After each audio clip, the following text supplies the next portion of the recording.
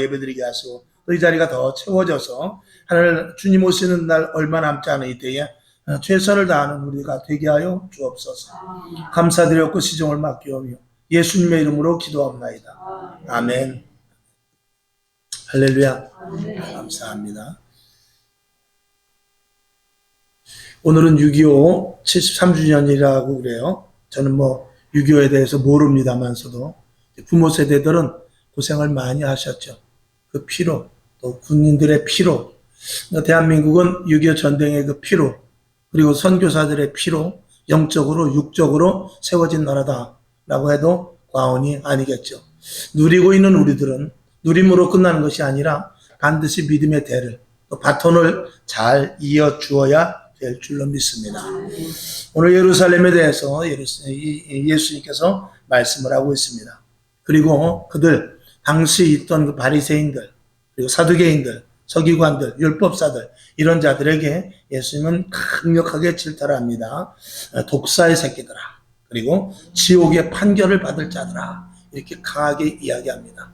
그건 뭐냐면 결국은 그들이 종교인의 탈을 썼지만 하나님 보시기에는 절대로 합당치 않았도다 이거죠. 정말 이런 비극적인 일이 있어서는 안 되죠. 오늘도 이전에 나와서 예배를 드리는 저희들 다 주 앞에 천국에 다 갈 수 있어야 될 것입니다. 탈락자가 생기면 안 됩니다. 겉과 속은 우리가 모릅니다. 우리가 이렇게 곡식을 보게 되면 알곡이 있고 쭉정이가 있습니다. 겉은 똑같아요. 물론 이제 물에 띄워보면 이렇게 알잖아요. 그 속에 씨, 생명이 있느냐 없느냐에 따라서 알곡과 쭉정이로 구별이 되게 되는 것이죠. 이스라엘 백성들이 하나님을 섬기고 하나님을 따랐을 때는 하나님의 복이 임했고 나라가 강성해졌습니다. 근데 하나님을 멀리했을 때는 그 나라가 사람의 나라가 됩니다. 하나님의 나라가 아니라, 하나님이 관여하시는 나라가 아니라 인간의 나라가 되기 때문에 힘의 논리에 의해서 무너질 수밖에 없게 되는 것이죠. 우리도 마찬가지입니다. 우리 안에 주님이 있을 때 악한 영들이 틈타지 못하지만 우리 안에 주님이 없을 때는 인간 나 그대로서 내 방식 내 계획대로 사는 것입니다. 그래서 내가 필요하면은 돈도 꾸러가고 필요하면은 또 법률사도 만나고 또 필요하면 좋은 친구도 만나고 하지만 그것이 하나님과 함께 할 때와 나 혼자 할 때와는 전혀 결과가 달라지게 된다는 것입니다. 오늘 저와 여러분 안에 주 예수 그리스도로 충만하기를 주님의 이름으로 축원합니다.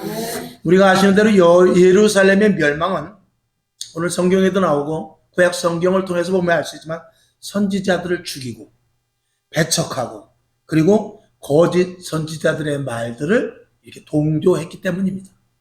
그리고 한 걸음 더 나가서 우상을 섬기고 거짓 것에 빠져서 하나님을 멀리하는 그런 일들이 계속해서 반복적으로 있었던 것이 이스라엘의 역사입니다. 결국 그들은 고통과 전쟁, 기근 그리고 포로가 되기까지 이르는 데까지 갔죠. 하나님을 놓쳤을 때 어떤 상황이 생기냐는 것이 우리는 성경을 통해서 볼 수 있어야 되죠. 여러분 끝까지 주님을 놓치지 않기를 주님의 이름으로 축원합니다. 그런데 희한한 것은 이스라엘 백성들이 놀라운 축복도 받았지만 그것이 그 놀라운 축복이 끝까지 유지되지 아니하고 하나님을 섬겼다가 하나님을 멀리했다가 하나님을 섬겼다가 하나님을 멀리했다. 이것이 계속 반복되더라는 것입니다. 그게 구약의 역사입니다. 참으로 이 하나님께서 통치하시는 이스라엘이라 할지라도 하나님이 관여하실 때와 하나님이 관여하지 않았을 때를 우리의 눈으로 보고 그리고 이 시대에 내가 도저히 너희들을 그냥 둬서는 안 되겠다 생각하고 성령을 보내주셔서 우리 안에 계시게 하는 것입니다. 우리 안에 계시는 성령님은 내가 무시하면 주님은 떠나버립니다. 그러나 그 주님을 내가 온전히 모시고 주님을 인정할 때는 내가 주님의 사람이 되는 것입니다. 이건 외적으로 있을 때 구약시대에 외적으로 하나님이 있을 때 하나님의 말씀을 듣고 모세의 말을 듣고 이사야 선지자의 말을 듣고 엘리야의 선지자의 말을 듣고 여러 가지 많은 선지자의 말을 들었을 때는 하나님의 그 축복이 그대로 임했거든요. 그리고 그것을 멀리하고 우상을 섬기고 그리고 거짓 선지자의 말을 들을 때는 그들이 언제든지 빈곤하고 전쟁 그리고 기근과 질병이 쉬지를 않았던 것입니다. 우리 지금 이 시대는 주님께서 내가 아예 너와 함께 하겠다고 우리 안에 들어오시는데 그럼에도 불구하고 우리 마음에서 뿌리칠 수가 있습니다. 이거는 하나님께서 그래서 마지막 때 성령을 회방하는 자는 용서하지 않겠다고 했어요. 근데 우리 안에 계신 성령을 무시해버리면 그건 정말 피할 수 없는 지옥입니다. 우리 안에서 오늘도 주님이 말씀하고 계시고 성령님께서 나를 계속 우리의 마음을 두드리고 있죠. 이쪽으로 가라, 이쪽으로 가라, 이렇게 해라, 이렇게 해라, 이것이 옳다, 이것이 옳다, 계속 우리를 두드리고 있죠. 그러니까 새벽에도 일어나서 교회를 오는 것이고 밤에도 기도를 하는 것이고 자다 말고 성경을 떠들어 보는 것이고 그저 밥 먹다 말고도 갑자기 감동이 오면 기도하고 그러는 것입니다. 그게 이 안에 성령님께서 시키시는 대로 나는 그런 음성을 듣지 못했는데 그렇지 않습니다. 조그마한 음성이라도 듭니다. 내가 이거는 아니다. 그럴 때가 반드시 있습니다. 다른 사람보다 횟수가 적을지는 모르지만 그렇게 되죠. 그런 횟수를 늘려갈 때 우리가 성령의 사람이 되는 것입니다. 그러니까 이스라엘 백성들도 한 번 주님을 부인하고 한 번 하나님을 멀리하고 한 번 우상에 절하는 데 가고 이렇게 됐을 때 이것이 점점 습관화됐던 것이죠. 자, 그래서 이 예루살렘이 계속해서 이 전쟁터가 된 적이 너무나 많았습니다. 그건 하나님을 온전히 따르지 못했던 그런 결과였던 것이죠. 그것이 성경을 통해서 우리들에게 말씀하고 있는 것입니다. 아니나 다를까 예수님이 오셨을 당시에도 그 이스라엘 백성들은 어떻게 되고 있었느냐? 로마의 속국이 되어 있었어요. 참으로 답답하죠. 그렇게 하나님의 놀라운 역사, 홍해를 건너고 광야에서 만나를 먹이고 가나안의 그 족속들을 정말 힘이 없는 그래서 종살이 하다가 나온 겨우 그런 힘없는 이스라엘 백성들이 다 물리치는 그런 하나님의 강력한 역사가 있었음에도 불구하고 또 뒤지게 혼이 나가지고 70년 동안 포로로 갔다 왔음에도 불구하고 예수님 오실 당시에 보니까 하나도 회개되지 않고 그리고 로마의 속국으로 식민지로 있더란 말이죠. 그게 누구의 탓이냐? 바로 종교 지도자들의 탓이었다고 주님은 말씀하고 있는 것입니다. 그래서 오늘 본문에 이 독사의 자식들아 그래요. 그리고 지옥의 판결을 너희가 받을 수밖에 없겠다라고 말하는 것이죠. 여러분 그 리더자 한 사람에 따라서 그 나라 국가가 달라지는 것입니다. 대통령이 바뀔 때마다 정치관이 달라지는 거예요. 가정에서도 마찬가지입니다. 부모의 생각이 달라질 때 자녀가 달라지는 거예요. 직장에서도 마찬가지입니다. 직장에서도 그 리더자가 어떤 마음을 먹느냐에 따라서 그 밑에 있는 사람들은 따라오기 마련이죠. 제가 여러분에게 드리는 말씀에서 그 말씀의 이 색깔이 어떠냐에 따라서 여러분이 그쪽으로 가는 것입니다. 물론 하나님의 말씀을 액면 그대로 선포하지 않으면 큰일 나죠. 그런데 제가 예를 들어서 선교를 만약에 선교의 사명을 띄웠다 그러면 저는 선교에 대해서 여러분에게 말씀할 것입니다. 그러면 선교를 많이 하는 성도들이 생기게 돼요.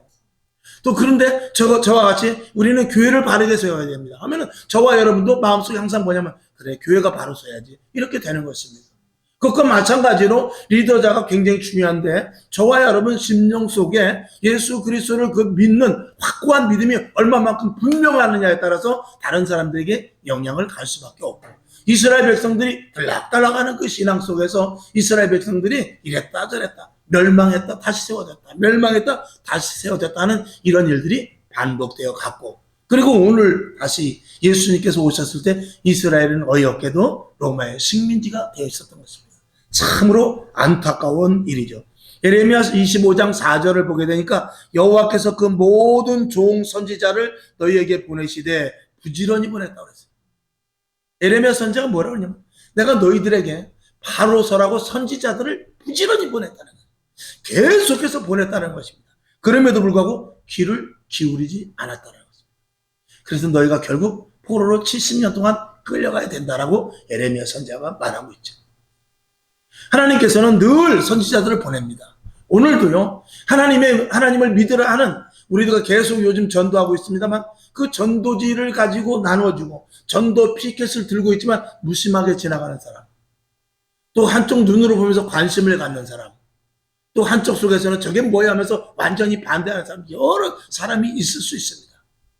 그래서 결과는 그들의 몫입니다. 저와 여러분 이렇게 옆에 교회가 있고 복음을 전하고 있지만 받아들이는 사람이 있는가 하면 그거를 배제하는 사람이 있습니다. 오늘도 저 야구장에 사람이 많을 것입니다. 오늘 날씨가 좋아요. 이 위에 골프장에도 보니까 차가 벌써 아침에 제가 9시 반에 왔는데 이 안에 차가 거의 꽉 찼더라고요. 다 어디 가냐? 이 골프장에 온 것입니다. 근데 교회는 비어 있어요. 그러니까 사람들은 생명의 말, 내가 정말 바르게 가는 길, 그것을 잘 들으려 하지 않아요. 그리고 악한 것, 그리고 내 육체의 쾌락, 그리고 내 마음에 드는 거기 한번 쏠리기 시작하면은요, 옳고 그리고 선한 걸 알지만 그쪽으로 가기가 조금 싫어집니다. 그리고 다음에 이거 조금만 더 하고 이렇게 계속해서 되다가 결국은 차차차 하다가 아차차 되는 것이죠. 오늘 주님께서 말씀하십니다. 이 독사의 자식들아, 너희가 지옥의 진노를 피할 것 같으냐? 왜? 그 종교 지도자들이 너무나 타락을 해 있기 때문에 그렇습니다. 결국 그 여파가 이스라엘 백성들이 지금 로마의 식민지로 있는 데까지 가게 돼 있었던 것이죠. 본문은 예수 그리스도의 순환을 이야기하면서 말합니다. 그래서 내가 이제 십자가에 못 박혀 돌아가실 것을 이야기하고, 그리고 오늘 본문 있는 대로 34절에 보게 되면 내가 너희에게 선지자들과, 34절 한번 봅시다. 그러므로 내가 너희에게 선지자들과 지혜 있는 자들과 서기관들을 보내매 너희가 그 중에서 더러는 죽이고 십자가에 못 박고 그 중에 더러는 너희 회당에서 채찍질하고 이 동네에서 저 동네로 구박하리라. 예수님을 배척하는 것과 더불어서 이전에도 그랬고 너희가 앞으로도 그럴 것이다 라고 말하면서 오늘 23장이었지만 24장에 보면 앞으로 일어날 징조에 대해서 24장 전체가 그 말씀을 하고 있어요. 처처에 기근이 일어날 것이며, 그리고 사랑이 식어질 것이며, 그리고 서로 식구들끼리 잡아 죽이는데 보낼 것이며, 뭐 등등 그런 일들이, 예수님께서 그런 일들이 일어날 것을 이야기하고 있어요. 그런 일들을 예고해 주신 것은 너희가 그런 속에 들어가지 말라, 그 말씀 아닙니까? 그 이전에도 이스라엘 백성들이 하나님을 배반했지만 앞으로도 그런 일이 있을 것인데 지금부터는 너희가 정신 똑바로 차리고 하나님의 말씀 안에서 살아라라는 예수 그리스도의 경고죠. 오늘도 주님은 우리들에게 말하고 있습니다. 근데 예루살렘의 멸망뿐만이 아니라 이 한나라의 모든 흥망성쇠가 하나님으로부터 있는 것을 우리는 알게 됩니다. 이스라엘뿐만 아니라 그 주위의 모든 이방인들도 보니까 하나님이 사실은 다 간섭을 하고 있었어요. 그래서 하나님이 그들을 이스라엘 백성들이 잘못하면 막대기로 사용하고, 그리고 이방인들 중에서도 이스라엘 백성들이 하나님을 잘 믿는 것을 보고 돌아온 이들도 있어요. 기브온 족속 같은 그런 사람들은 하나님을 나도 믿어야 되겠다고 돌아온 족속들도 있어요. 그러니까 이스라엘뿐만이 아니라 이스라엘이 샘플로 있는 것이고 그 주위의 모든 이방인들도 이스라엘들이 하나님을 잘 믿는 것을 몸으로 말미암아서 돌아온 이들도 있습니다. 오늘도 우리들이 목표는 뭐냐? 내가 예수를 잘 믿고 믿음의 증거가 있고 하나님을 잘 믿음으로 말미암아서 다른 사람들에게 영향력을 끼치라는 것입니다. 그 영향력은 무엇입니까? 그걸 단적으로 말하는 것이 예수님께서 우리에게 말씀하신 대로 너희는 세상의 빛이요 너희는 세상의 소금이라는 것입니다. 그냥 하나의 어떤 덩어리 물체가 아니라 빛이라는 것은 무엇입니까? 널리. 소금이라는 것은 무엇입니까? 그 소금 한 숟갈에 큰 소스에 맛을 내듯이 그런 역할을, 영향력을 가질 것을 우리들에게 이야기하고 있는 것이죠. 그러니까 영향력이 없는 그리스도인은 사실은 하나님 보시기에는 큰 열매가 없는 것입니다. 저와 여러분 오늘도 큰 영향력을 갖는 그런 그리스도인들이 될 수 있기를 주님의 이름으로 축원합니다. 우리나라도 보니까 우리나라 역사가 5,000년 정도 된다고 그러는데 5,000년 역사 속에 이 역사학자들이 이렇게 말하는데 1000번의 외세의 침입이 있었다고 그래요. 1000번. 그러면 따져보니까 결국 한 5년에 한 번씩 외세의 침공이 있었더만요.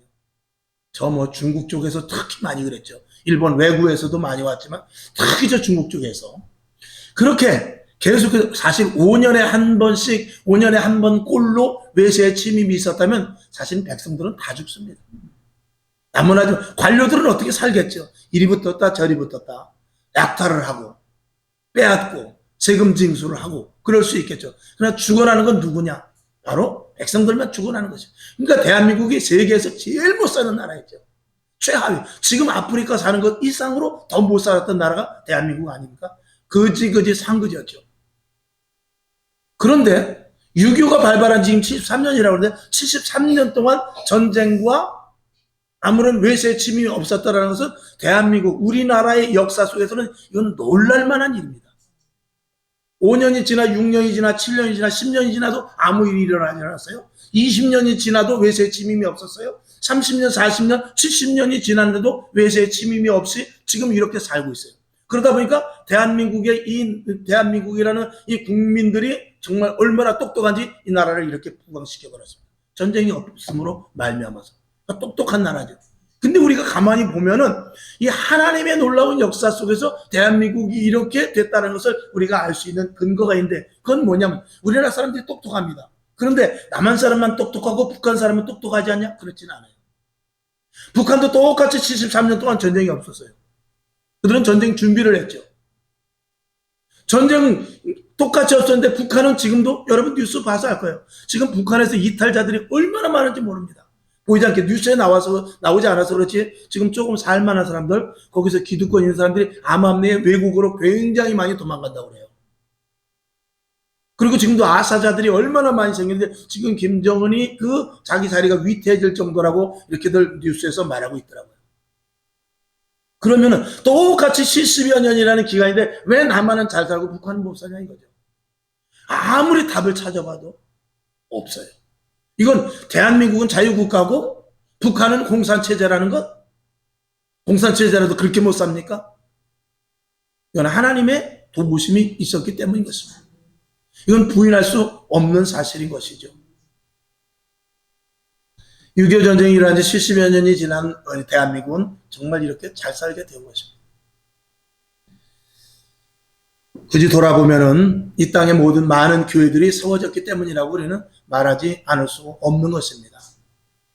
어떤 분이 그렇게 말하더라고요. 대한민국에 그럼에도 불구하고 노동자들을 착취하고, 그리고 노동자들이 너무나 열심히 했기 때문에, 그랬기 때문에 지금 대한민국이 잘 사는 것이지, 이건 뭐 기업주가 잘해서 그런 것이 아니다. 그렇게 말하는 사람을 제가 들어봤습니다. 그러면 북한은 얼마나 노동자들이 일을 많이 했습니까? 우리나라보다 더 열심히 했죠. 근데 왜 못 사냐 이겁니다. 근데 왜 못 살아요? 거기에 대해서 답할 수가 있을까요? 우리나라 사람이 일 많이 해서 세계에서 제일 많이 일한다고 그러잖아요. 근데 북한 사람보다는 사실 일 적게 합니다.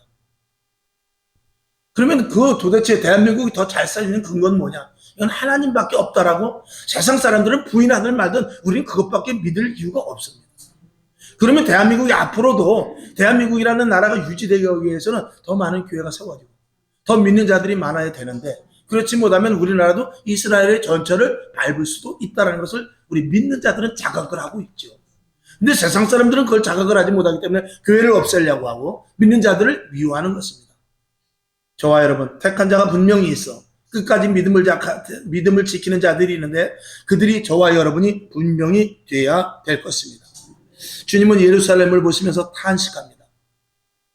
그리고 39절에 보면 하나님을 찬양하고 주님을 찬양하는 자들로 인하여서 내가 그들을 온전히 구원하고 그들이야말로 하나님의 자녀가 될 것을 이야기하고 있습니다. 그것은 무엇이냐? 하나님을 찬양하는 이들만이 살아남을 것이라는 거죠. 하나님을 찬양하는 것은 무엇입니까? 하나님을 높이라는 것이죠. 이 세상에 그 어떤 것보다도 오직 하나님만을 높이라, 그런 것입니다. 우리가 얼마만큼 하나님을 높이는지 다시 한번 우리가 생각해보는 그런 시간이 되기를 주님의 이름으로 축원합니다. 자, 그래서 우리가 34절을 아까 보았습니다만은 우리는 이 34절을 보았을 때 다시 한번 34절을 상기해 보게 되면은 사람들이 이 귀를 막을 것이다 라고 그러는데, 저는 이 시대를 보면서 정말 귀를 막고 있지 않나를 생각해 봅니다. 그렇게 귀를 막을 수가 없어요. 이 시대는 아주 귀를 완전히 고개를 절레절레 흔들면서 귀를 막습니다. 예수님께서 그 당시의 백성들을 이야기하는 것뿐만 아니라 지금 이 시대까지도 이렇게 이야기하고 있는 것이죠. 이 귀를 절레절레 막는 이들을 정말 우리가 어떻게 해야 되겠습니까? 우리는 부단히 그럼에도 불구하고 저들 가운데서도 택한 자들이 있을 것을 우리는 알고 끝까지 전도에 매진해야 될 줄로 믿습니다. 다니엘서 12장 4절에 보게 되면 세상이 점점 왕래가 빨라지고 지식이 많아질 것을 이야기하고 있어요. 그러니까 주님께서도 다 예언을 하신 거예요. 하나님께서 알고 계신 거예요. 왕래가 빨라진대요. 그리고 지식이 많아진대요. 결국 그 왕래가 빨라지고 지식이 많은 것으로 말미암아서 하나님을 멀리하고 자기가 최고인 줄 아는, 인간이 우선인 줄 아는, 하나님을 무시하는 그런 시대가 오게 된다는 것이죠. 이들은 결국 하나님 앞에 진노의 잔을 금하지 않을 수가 없는 것이죠.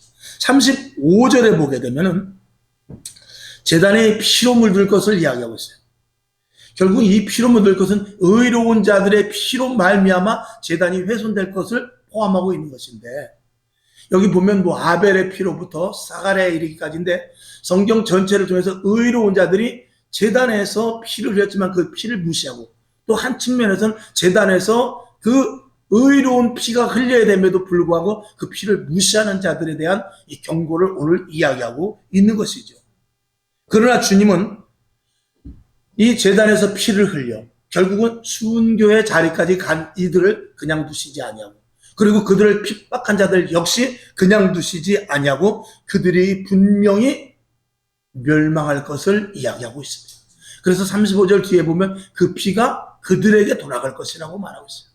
제단을 훼손하는 자들, 제단에서 의로운 피를 흘리는 것을 방해하는 자들, 또 제단에서 의롭게 하나님의 복음을 전하는 자들의 그 순교의 피, 이런 것들에 대하여서 회방하는 자들은 다 그들에게 그 피가 돌아갈 것을 분명히 말씀을 하고 있습니다. 오늘도 교회를 회방하는 자들이 있습니다. 교회를 넘어뜨리려고 하는 세력이 있습니다. 결국 하나님은 좌시하지 않겠다라는 것이지요. 갈라디아서 6장 7절을 보게 되면 스스로 속이지 말라. 하나님은 만홀히 여기는 자를 그냥 두지 않는다고 하고, 그리고 너희가 심은 그대로 거둘 것을 분명히 하나님은 우리들에게 말씀하고 있는 것이죠. 오늘 심은 대로 거둘 것입니다. 악의 뿌리를 가진 자들은 악의 열매가 날 것이요, 의를 심은 자들은 반드시 의의 열매가 맺게 될 줄로 믿습니다. 그 다음에 37절 보게 되면 이 암탉이 병아리를 모으듯이 계속해서 선지자들이 모으려고 하는 일에 동참하는 일을 하나님께서 하셨다라는 거예요. 계속 모으려고 했지만 이것을 해치는 자들이 있었다는 것이죠. 그러나 그들 역시 하나님께서는 그냥 두지 않겠다는 것입니다. 오늘도 모이기를 해치는 자들이 있습니다. 성경은 예수님께서는 한 걸음 더 나와서 뭐라 하냐면 모으지 않는 자는 해치는 자라고 그랬어요. 내가 그 자리를 빠지는 것이 문제가 아니라 빠지는 자는 해치는 자리에 들어가는 자라는 것입니다. 한 사람의 영향력. 여러분, 이 팔이 하나 없으면 오른팔 없으면 왼팔로 쓰면 됩니다. 그런데 이 왼팔만 없어도 되는 것이 아니라 이 왼팔이 없음으로 말미암아서 다리까지 힘이 들어요. 여러분, 걸음을 걸어갈 때 이게 손이 움직여야 다리가 잘 걸어지는 것입니다. 이 손이 움직여지지 않고 손이 묶여 있으면요, 이 걷는 게 갑절로 힘이 듭니다. 두 발로 걸을 때는 우리가 몰랐지만 한 발이 아파서 쩔뚝거리고 걸을 때는 그 한 발의 그 피로가 얼마나 많이 가중되는지 몰라요. 그것과 마찬가지입니다. 교회 안에서도 내가 이 일을 했을 때와 저 일을 이 일을 내가 피했을, 이 일을 내가 빠졌을 때의 그 영향력은 굉장히 큰 것입니다. 그건 교회뿐만이 아니에요. 세상의 단체에서도 마찬가지입니다. 단체에서는 빠지면 안 되는 이유가 바로 그것입니다. 단체를 훼손하는 것은 내가 그것을 슬쩍 빠지는 것이 문제가 아니라 회방하는 것이 문제가 아니라 그냥 빠지는 자체도 회방하는 것이 된다라고 주님은 말씀을 하고 있거든요. 그래서 하나님의 택한 자들이 와서 예배를 드릴 때 우리는 그래서 예배를 빠지면 안 됩니다. 기도 생활 멈추면 안 됩니다. 항상 기뻐하고 쉬지 말고 기도하고 범사에 감사하는 일이 항상 우리 믿는 자들 속에 항상 있어야 이 그리스도인이라는 이 땅의 그리스도인이라는 어떤 보이지 않는 그 영역의 울타리가 든든하게 서 있는 것입니다. 저 사람은 기도하는데 내가 기도하지 않으면 이 보이지 않는 어떤 울타리의 그 영역에서 자꾸 무언가 빠지는 것. 그래서 이 완전하게 결속되어 있지 못하고 허술해지는 그런 경향이 생기는 것입니다. 그래서 믿는 자들이 올바로 살고 믿는 자들이 빛과 소금의 역할을 감당하고 이런 것들은 첫째는 모이는 데서부터 시작되는데, 주님은 우리들에게 말하기를 모이지 않는 자는 해치는 자라고 했고, 오늘 여기 성경 37절에 보면 내가 그렇게 모이려고 했지만 너희들이 다 해쳐버렸다 그 말이에요. 이것도 역시 마지막 때 마귀, 귀신, 적그리스도들이 하는 일이거든요. 여러분, 예배 빠지지 마시기 바랍니다. 하나님의 자녀, 빛의 자녀로서의 삶을 포기하지 마시기 바랍니다. 아니, 희석되지 말기를 바랍니다. 내가 하나님의 자녀다. 나는 빛이다. 나는 소금이다. 나로 말미암아서 어떤 영향력이 있다. 그리스도의 영향력을 발휘해야 된다. 이것을 항상 염두에 둘 수 있기를 주님의 이름으로 축원합니다. 마지막을 보게 되면은 39절의 말씀처럼 주 예수 그리스도를 만나려면, 역설적으로 말씀을 드린 거예요. 예수 그리스도를 만나려면 마음 깊은 곳에서부터 찬양이 흘러넘쳐야 됩니다. 자, 39절 한번 다 같이 볼까요? 시작. 내가 너희에게 이르노니 이제부터 너희는 찬송하리로다. 주의 이름으로 오시는 이여 할 때까지 나를 보지 못하리라 하시리라 그랬습니다. 오직 주님을 찬송하고, 주님의 이름으로 오시는 이여, 주 예수 그리스도를 내가 찬양합니다. 주님의 모든 것들을 내가 받아들인다고 여호와를 높이고 하나님을 높이며 예수님을 높이고 성령님을 인정하는 자들이어야 주님을 만난다는 것입니다. 영원한 천국을 소유할 수 있게 된다는 것입니다. 그러니까 우리가 예수를 믿어도요, 하나님을 찬양하지 못하는 사람이 많습니다. 예수를 믿어도 기쁨이 없다 그 말이죠. 예수를 믿어도 헌신 봉사가 떨어진단 말이죠. 이게 전적으로 하나님 앞에 가지 못하는 이들은 정말 하나님을 만나기 어렵다라는 것을 역설적으로 말씀을 드릴 수가 있는 것입니다. 그러니까 예수를 믿으면 어떻게 믿으라? 정말 하나님, 예수 그리스도를 찬양 가운데 놓고 믿으라는 것입니다. 예수님을 가장 높이라는 것이죠. 찬양을 하라는 것은 높이는 것 아니겠습니까? 세상에 그 어떤 것보다도 주님을 우선시하고, 할렐루야, 그리고 최고로 여기라는 것입니다. 이게 하나님이 우리 안에 오셔서 나와 함께 할 수 있는 근거가 된다는 것이죠. 그래서 물질이나 명예나 권력이나, 그리고 더 한 걸음 더 나가서 가족이나 내 생명보다도 주님을 더 찬양, 주님을 더 높일 것을 주님이 말씀하고 있습니다. 하나님이 그걸 뺏어가는 것이 아닙니다. 주님이 그것을 강탈해가는 것이 아니고, 그로 말미암아서 주님이 내 안에 오심으로 말미암아서 주님 안에서 주시는 참 기쁨과 참 생명과, 그리고 참 권세와 참 명예가, 참 사랑이, 참 은혜가 주님으로부터 주시는 것으로 우리를 덮어주신다 그 말씀이죠. 그러니까 세상 가운데서도 기쁨이 있죠. 세상 가운데서도 쾌락이 있죠. 지금 대한민국의 가장 급선무가 뭐냐면 이 마약입니다. 이 마약이 굉장히 이게 정말 무시돼가지고 전 정부 때부터 좀 이게 소홀한 부분이 있죠. 그때는 물론 그것을 몰랐겠죠. 그래서 마약에 관련된 그런 부서도 없애버리고, 거기 마약에 관련된 이런 예산도 다 삭감시켜버리고 그랬어요. 그때는 설마 그러리라 모르고 그랬겠죠. 어쨌거나 그것이 지금 와서 폭발적으로 이렇게 대한민국 어디 가서도 마약을 취할 수 있는 우리나라가 그렇게 돼버리고 말았어요. 사실은 대한민국이 세계에서 가장 마약 청정국이거든요. 근데 그 말이 아주 무색하게 됐습니다. 지금 밀수로 들어오는 그 마약이 어마어마합니다. 그냥 뭐 봉지 하나, 그저 가방 하나가 아닙니다. 몇 톤씩, 수십 톤씩 들어와요. 이게 또 어디로 갑니까? 참 이게 큰일이죠. 이것이 우리들에게보다도 이 자녀들에게 큰일이 되는 것입니다. 다음 세대 이거 한번 마약을 한번 손 대게 되면 빠져나갈 길이 너무나 힘들죠. 저 여러분, 자녀들을 위해서 더욱더 기도해야 될 줄로 믿습니다. 요한복음 12장 25절 보면 자기 생명을 사랑하는 자는 잃어버릴 것이요 그랬어요. 그리고 이 세상에서 자기 생명을 미워하는 자는 영생하도록 보존하게 될 것이다라고 주님께서 역설적으로 이 생명을 주께 바쳐라, 생명을 주님께 맡기고 너는 주님을 의지하고 살아라, 이렇게 말하고 있어요. 그럼 내가 내 생명을 보존케 하리라는 것입니다. 그때 우리 속에서부터 예수 그리스도의 생명으로 말미암아 빛된 생활, 소금의 생활을 하게 될 수 있을 줄로 믿습니다. 73년 전에 전쟁이 일어났을 때도 모든 병사들이 다 휴가 갔다고 해요. 그럼 뭐 여러분들이 학교에서 배워서 잘 알지 않습니까? 근데 사실은 전쟁에 징후가 있었다고 그러죠. 그 역사를 보면 압니다. 징후가 있었지만 이미 벌써 그 당시만 해도 공산 세력들이 대한민국의 70% 이상을 장악하고 있었으니까, 그러니까 군인 외 수뇌부에서 벌써 그런 것들을 알고 휴가 보내, 이렇게 된 거죠. 그리고 휴가를 다 보내놓고 그리고 북에서 밀고 내려온 것입니다. 이런 것들은, 이게 제가 무슨 말씀을 드리냐면, 지나간 역사는 그렇다 치더라도 지금도 마찬가지입니다. 그때도 마침 일요일이에요. 주일날이었죠. 오늘도 주일날입니다. 오늘 우리가 편안하다 할 때, 좀 쉬어야 할 때, 그때 마귀는 노립니다. 그렇게 기도하다 잠깐 쉴 때 마귀가 들어오는 거예요. 그렇게 성경 보다가 힘들어서 성경을 덮을 때 그때 마귀가 들어옵니다. 그렇게 하나님의 말씀대로 살려고 애쓰다가 아유 조금 힘들어, 오늘만큼은 내가 좀 자유를 줘, 그럴 때 마귀가 들어온단 말이에요. 마귀는요, 그래 쉬어? 그러면 나도 요때 좀 쉬자, 그런 거 없습니다. 그때를 기다리고 있는 게 마귀입니다. 그러니까 우리 안에 예수로 완전하게 내재되어 있고 성령으로 말미암아 항상 충만하지 못하면 우리는 마귀에게 노출될 수밖에 없다라는 것을 말씀을 드리죠. 그래서 항상 기뻐하고 쉬지 말고 기도하고 범사에 감사하는 것이 저와 여러분에게 생활화되어야 될 줄로 믿습니다. 더욱더 주님을 찬양하고 주님을 높일 수 있기를 주님의 이름으로 축원합니다. 이렇게 예수 그리스도를 만나서 그 안에 예수가 있는 자들, 그리고 또 예수님만 찬양하는 자들, 이런 자들이 하나님의 나라와 주님의 교회를 온전히 세울 수 있습니다. 왜? 우리 안에 온전히 주님이 계시기 때문이죠. 마귀는 끝까지 교회 세우는 자를 방해할 것입니다. 그리고 주님을 높이는 자를, 성도들을 회방할 것입니다. 방해할 것입니다. 그런 유혹에, 그런 틈이 보인다면 단칼에 예수의 이름으로 물리칠 수 있기를 주님의 이름으로 축원합니다. 우선으로 하지 않고 차선으로 해서는 안 됩니다. 하나님을 높이는 일에, 하나님을 우선되는 일에 다음에 차차로 이런 것은 없단 말이죠. 우리는 차차하다가 자차하면 어떻게 되죠? 차차하다가 아차차 돼버립니다. 그러면 큰일 나는 거예요. 지금도 하나님은 주님의 교회를 세우고 있습니다.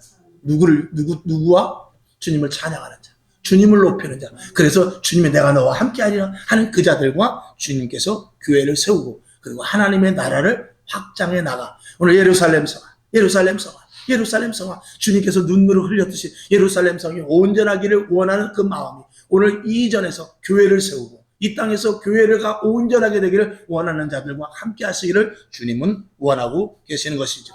그래서 내 자신의 영달이나 개인의 출세, 그리고 자신의 욕망이 아니라 하나님의 나라가 이 땅에서 이루어지고 주님의 교회가 세워지고, 그리고 오직 하나님을 높이는 자들이 이 교회에 있어야 될 것을 말씀을 하고 있습니다. 우리는 그러기 위해서 절대로 종교인이 되어서는 안 됩니다. 온전한 그리스도인이 되어야 될 것입니다. 형편과 사정은 다 떨쳐버리고 형편과 사정을 뛰어넘어, 엊그제 한번 말씀을 드렸죠. 평범하게 신앙생활하는 사람은 하나님께서 주시는 복은 평범합니다. 근데 극단적인 선택을 하는 신앙인에게는 하나님께서 극단적인 복을 주실 수 있습니다. 즉 고난과 역경을 무서워하지 않고 내가 어떤 것을 초월하리라 하는 그런 신앙을 가진 자에게는 하나님께서 그 초월적인 복을 주십니다. 이게 성경의 역사예요. 누가 홍해를 건넙니까? 누가 여리고성을 무너뜨립니까? 초월된 신앙자들만 하는 것입니다. 평범하게 살다가 그냥 평안하게 살면 얼마나 좋겠습니까? 그런 이들은 마귀의 밥밖에 될 수 없다라고 성경은 분명히 말하고 있죠. 생명 대신 예수 그리스도 온전히 우리가 찬양하며 여러분 안에 주님이 떠나지 마시고 주님이 계셔서 오직 주님으로, 오직 주님을 찬양하고 오직 주님 안에서 사는 여러분 될 수 있기를 주님의 이름으로 축원하며, 바로 알고 할렐루야, 바로 믿고 아멘이시죠? 바로 사는 그런 믿음의 성도들 될 수 있기를 주님의 이름으로 축원합니다. 아버지 하나님 감사합니다. 오늘 6.25 73주년을 맞이하여서 아버지 하나님의 말씀을 우리가 예루살렘 성이 든든히 세워졌으면 하는 예수님의 심정을 가지고 오늘 말씀을 올렸습니다. 예수님을 찬양하는 자가 너희와 내가 함께하겠다고 말씀하십니다. 주님을 오늘 최우선으로 놓기를 원합니다. 주님의 교회를 세우기를 원합니다. 주님의 나라가 확장되길 원합니다. 주님이 통치하시는 가정이 되길 원합니다. 주님이 내 안에 오셔서 나의 주인이 되길 원하오니 주여 붙잡아 주시옵소서. 예수님의 이름으로 기도합니다. 아멘.